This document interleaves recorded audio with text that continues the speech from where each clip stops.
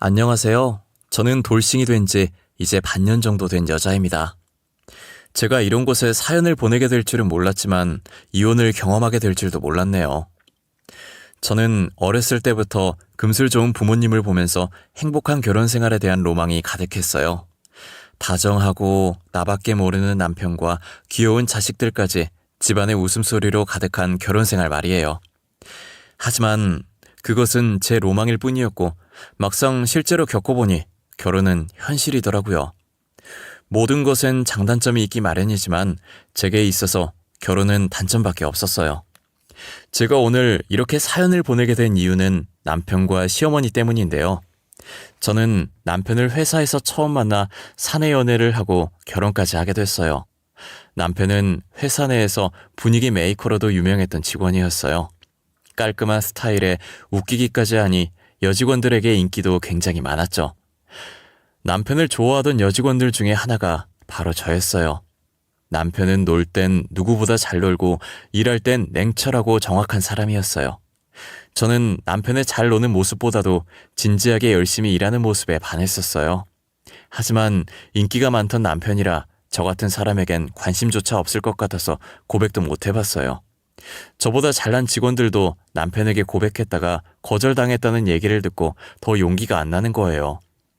자신감이 바닥까지 떨어진 저는 이대로 남편을 포기해야겠다는 생각을 하고 있었죠. 그러다 중요한 프로젝트를 성공리에 끝마치고 직원들과 다 같이 회식을 하게 됐는데 남편이 많고 많은 자리 중에서 제 옆자리에 앉는 거예요. 여직원들은 부럽다는 듯 저를 쳐다봤고 저는 놀라서 남편을 쳐다봤어요. 남편이 저를 보고 싱긋 웃더니 앉아도 되냐고 묻길래 어리버리한 표정으로 고개를 끄덕였어요. 저는 잠깐 사이에 이게 꿈인지 생시인지 왜 많은 자리 중에 하필 내 옆자리였는지 그 웃음은 또 무슨 의미인지 오만 가지 생각이 다 들었어요. 거기다 술게임에서 제가 걸리면 본인이 흑기사를 자처해서 제 술을 대신 마시는 거예요. 회식하는 내내 저를 헷갈리게 하는 남편의 행동 때문에 계속 복잡한 신경이었어요. 혹시 흑기사 소원으로 자기 일을 나한테 다 떠넘기려고 저러시나 싶었어요. 직원들은 흑기사 소원 오늘 지나면 무효라고 당장 쓰라고 난리도 아니었죠. 남편은 나중에 쓰겠다고 오늘 안에 쓸 거니까 걱정하지 말라고 했어요. 저는 남편이 얼른 소원을 써서 복잡한 머리를 얼른 정리하고 싶은 마음뿐이었어요. 그런데 회식이 끝날 때까지도 남편이 저한테 소원을 안 쓰고 있는 거예요. 혹시나 소원을 까먹은 게 아닐까 하는 마음에 살짝 들떴었어요. 하지만 남편은 소원권이 2개 있다는 걸 까먹지 않았고 식당에서 나와서 소원을 쓰더라고요. 지영씨, 저 소원권 2개 있는 거 알죠? 저 지금 하나 씁니다. 지금 너무 어둡고 위험하니까 제가 집까지 바래다 드릴 수 있게 해주세요. 그게 제 소원이에요. 고작 그게 대리님 소원이라고요? 저는 상관없는데 대리님 집은 반대 방향이잖아요. 저야 대리님이랑 가면 안 무섭고 든든하죠. 소원이라면 그렇게 해요. 나머지 하나는 뭔데요? 남은 건 가면서 차차 말씀드릴게요. 저 12시 전엔 무조건 쓸 거예요. 오늘 아니면 절대 못 말할 것 같은 소원이라서요. 남편은 안전하게 저를 집 앞까지 데려다줬고 가는 내내 정말 영양가 없는 얘기만 오갔던 것 같아요. 온통 제 신경이 남편한테 가 있어서 모든 말이 영양가 없는 말들로 들렸을 수도 있겠지만요. 남편은 제 집에 도착할 때까지 남은 소원권 하나를 쓰지 않고 있는 거예요. 저는 소원권 유효기간이 얼마나 남았나 보려고 시간을 봤더니 11시 58분이더라고요. 2분만 버티면 소원권 효력이 없어지니 2분만 더 버텨보자 라는 생각을 하고 있었는데 정확히 59분이 되자 남편이 소원권을 쓰겠다고 하는 거예요. 저 소원권 하나 남은 거 알죠? 지금 59분이니까 12시 되기 전에 빠르게 말할게요. 저 지영씨 좋아해요. 제 남은 소원권은 지영씨랑 내일 데이트하는 걸로 쓰고 싶어요. 뭐라고요? 대리님 지금 뭐라고 그러셨어요? 저를 좋아하신다고요? 대리님이 저를요? 아니 왜요? 왜 저를 좋아하시는 건데요? 왜요? 혹시 제가 지영씨를 좋아하면 안 되는 이유라도 있는 건가요?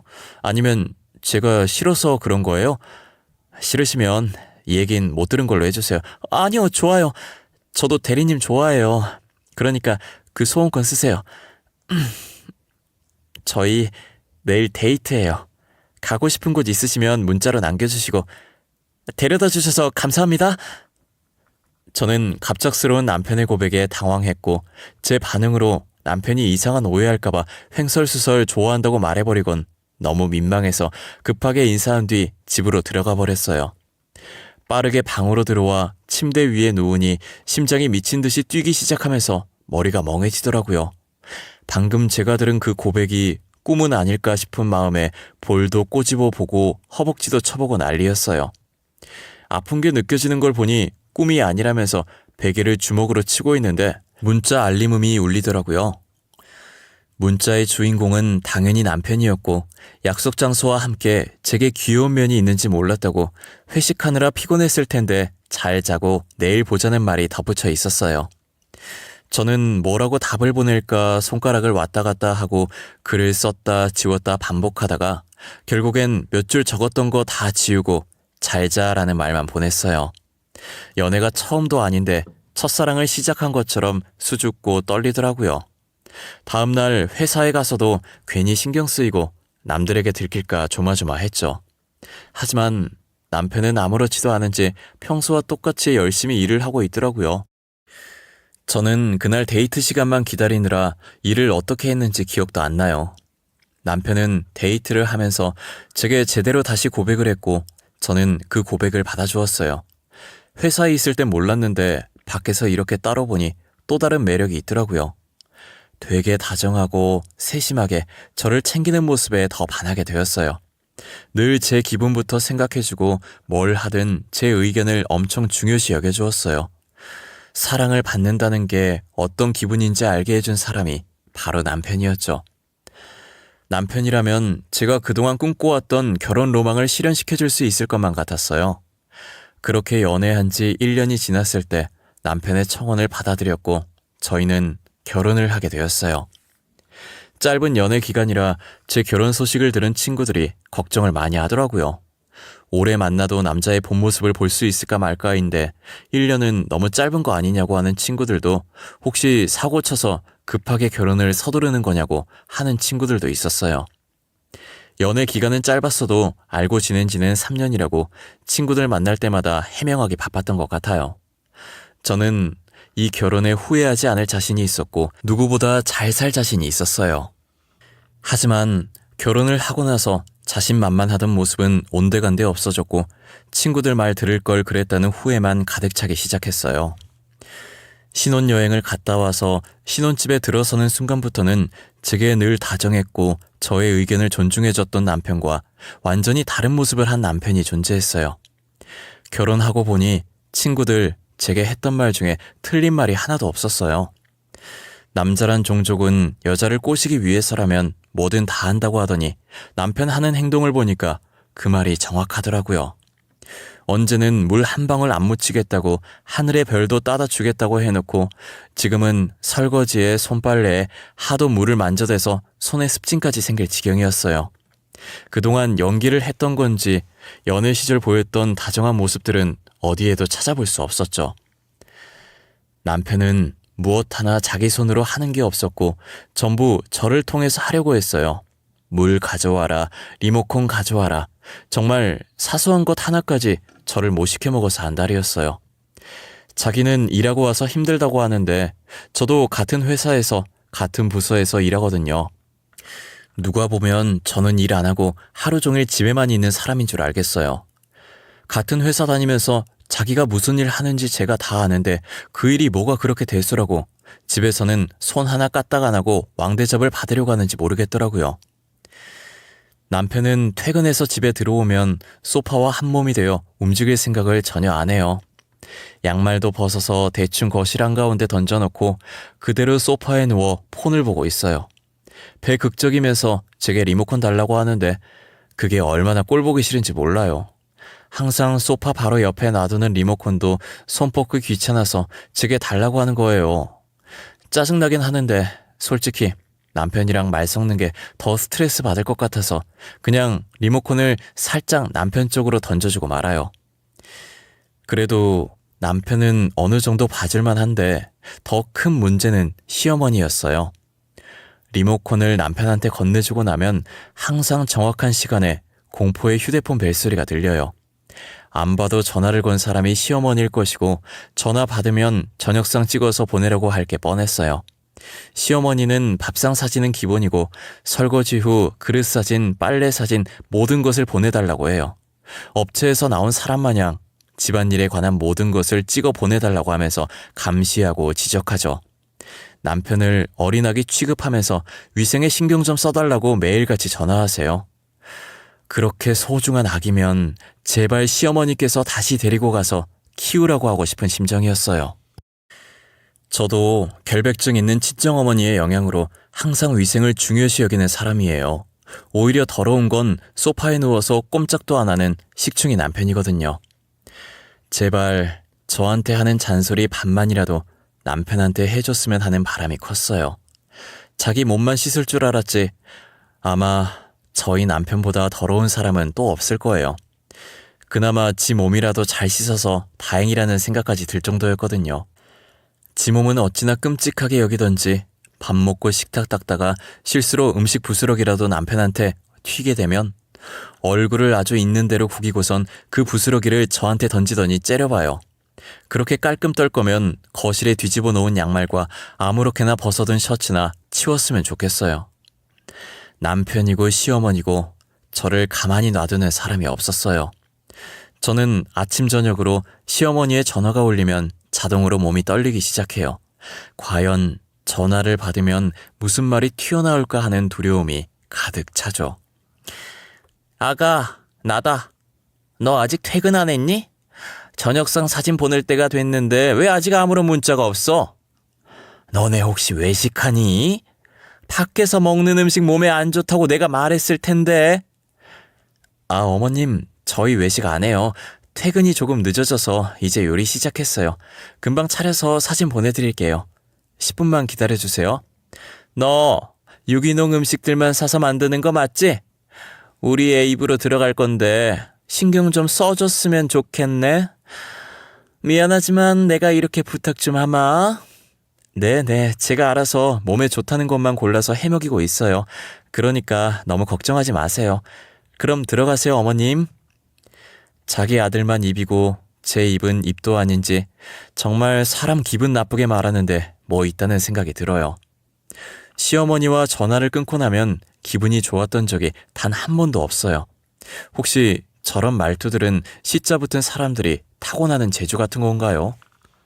어디서 며느리 화나게 하는 강좌라도 따로 받는 것처럼 어쩜 하나같이 저런 말투가 나올까요? 그래도 시댁에서 합가를 안 하는 것만으로도 천만다행이라는 생각이 들었어요. 합가까지 했다면 하루 종일 시어머니 옆에서 잔소리를 얼마나 들었을지 상상만 해도 스트레스 받는 게 이 생활은 그나마 만족스러운 생활이었어요. 거실에 널브러진 남편 옷들을 볼 때마다 화가 나면 시어머니를 떠올려요. 시댁에 합가를 안 하는 것만으로도 그만큼 제게 위안이 됐거든요.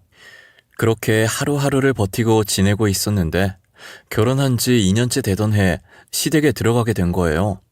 저는 신혼집이 경매로 넘어갔다는 우편물을 받고서야 남편이 무슨 일을 벌이고 있었는지 알게 됐어요. 남편은 돈도 없으면서 자신의 친구와 같이 사업을 하겠다고 저희 집을 담보로 대출을 받은 거예요.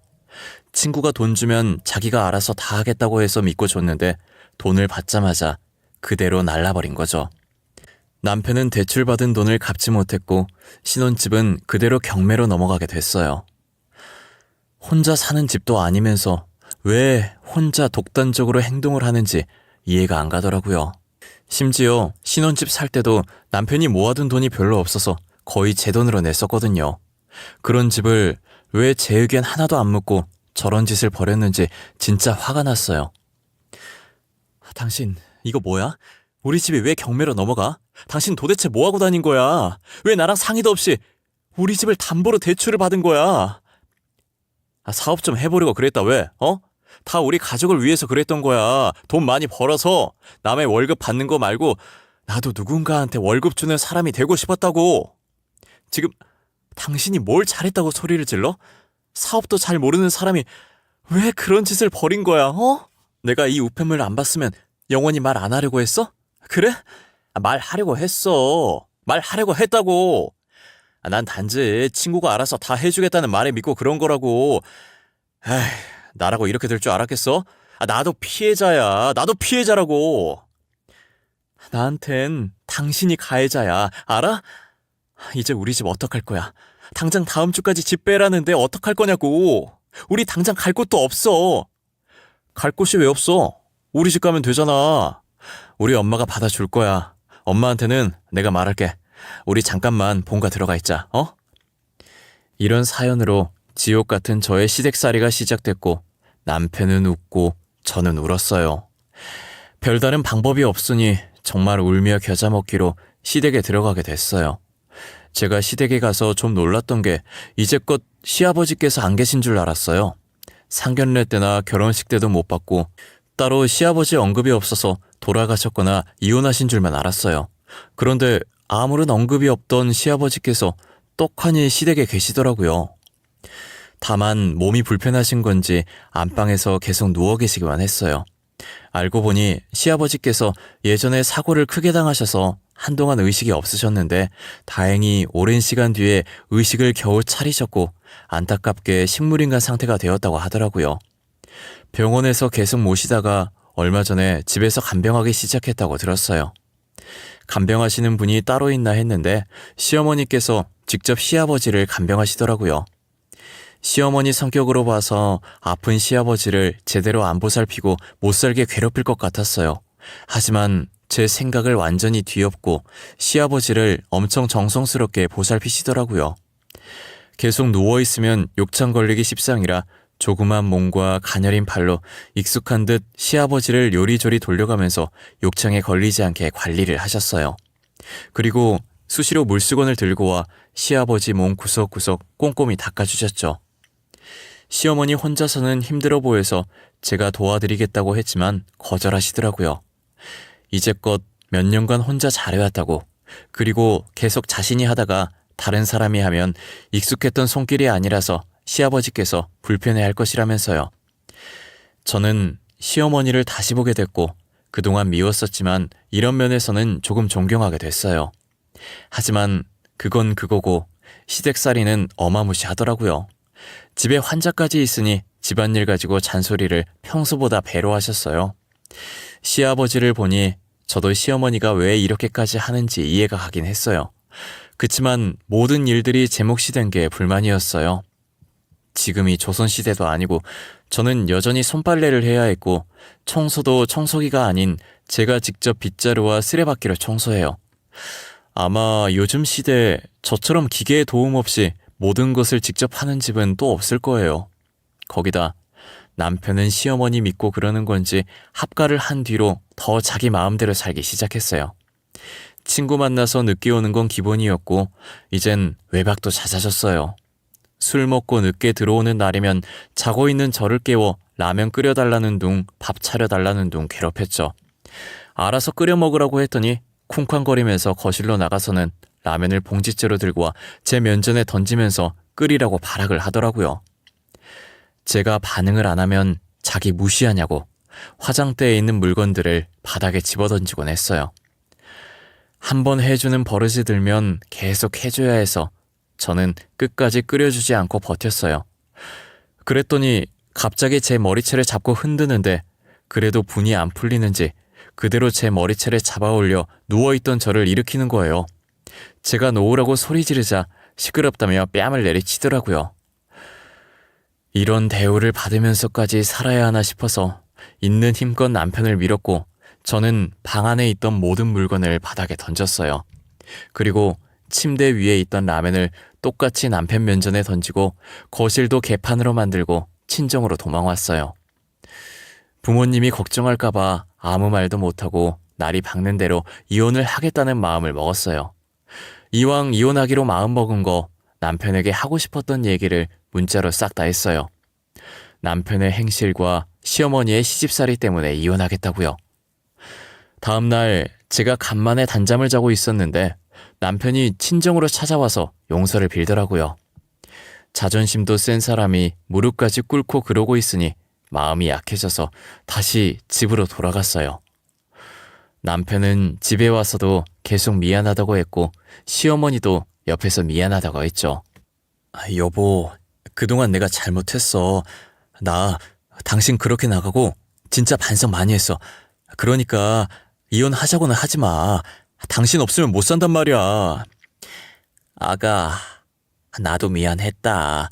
나는 너네 시아버지 챙기느라 아들내미 챙길 시간이 없어서 괜히 미안한 마음에 그랬으면 안 됐는데 너한테 나 대신 엄마 노릇을 시키고 유난 떤 것 같아. 아니에요, 어머님. 저도 잘한 거 없는데요. 집안 다 어질러 놓고 친정으로 도망간 게 며느리로서 잘한 일은 아니죠. 정말 죄송합니다. 저는 진심으로 사과하는 시어머니와 남편의 모습에 용서를 해주기로 했어요. 그리고 남편에게 집안일을 도와주겠다는 약속을 받아냈어요. 하지만 인간은 쉽게 변하지 않는다는 어른들의 말이 있잖아요. 인간이 변하면 그건 죽을 때가 다 된 거라는 말처럼 남편은 살 날이 한참 남아서 그런지 저와 약속한 지 얼마 지나지 않아서 다시 본성을 드러내기 시작했어요. 시어머니께서는 정말 반성을 하신 건지 더 이상 제게 잔소리를 하지 않으셨어요. 남편은 딱 3일 잘해주더니 다시 본래의 모습으로 돌아가 술 먹고 매박하고 행패를 부리더라고요. 시어머니께서 남편을 한심하게 보고 한 소리 하지만 통하지 않았어요.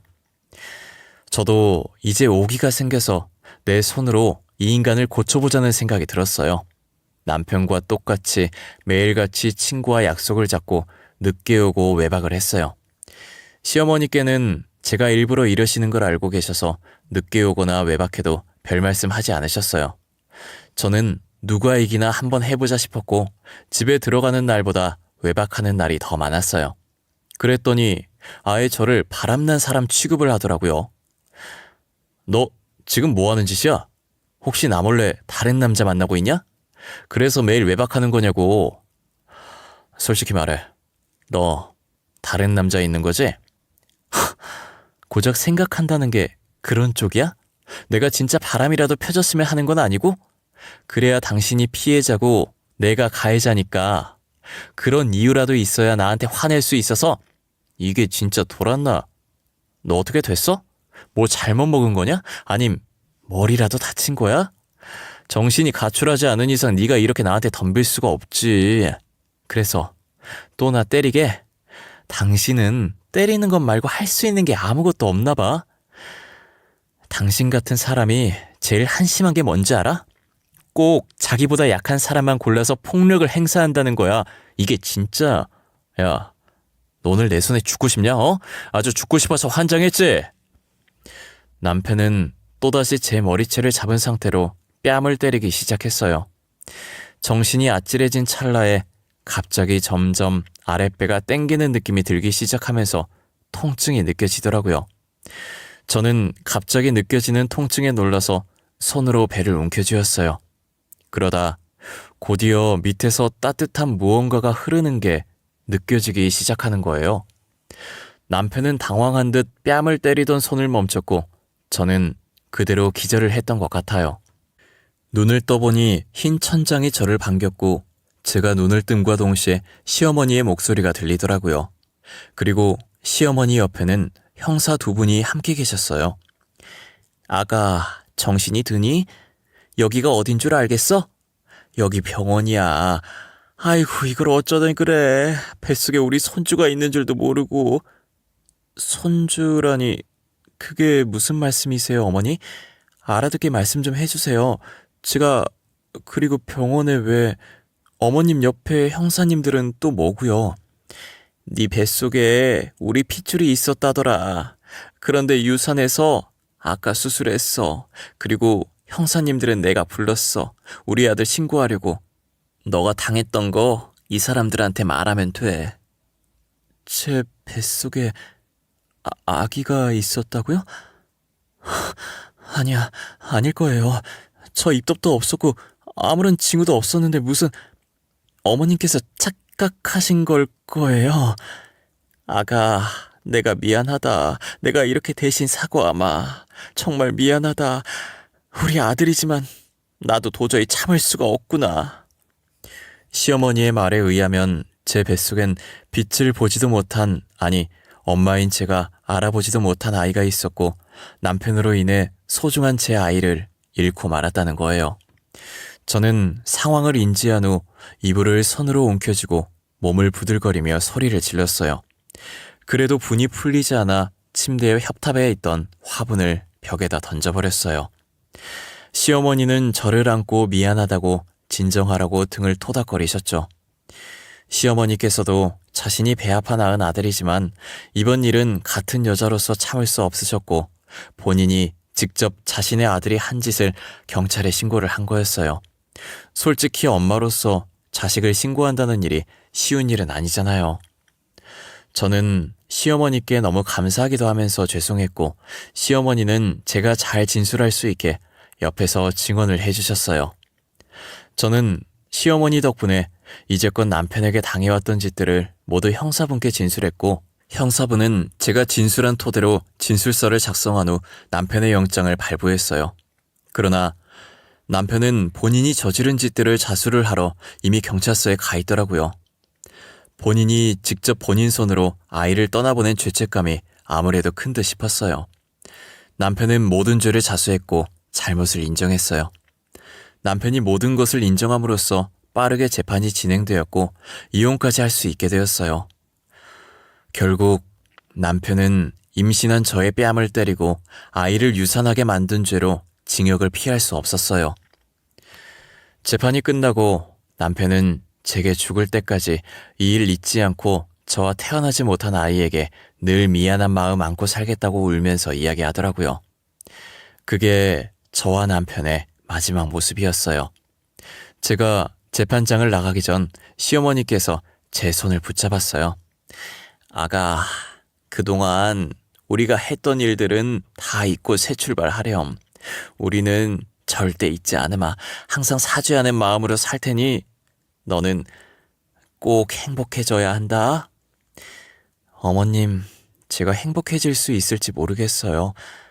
아이도 못 지킨 제가 어떻게 행복해져요. 저는 새 출발할 자신이 없어요. 우리 애기한테 너무 미안해서.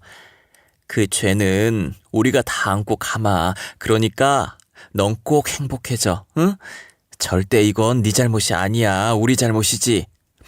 시어머니께서는 다 자신들의 잘못이라며 제게 죄책감 가지지 말고 새 출발을 하라며 다독여 주었어요.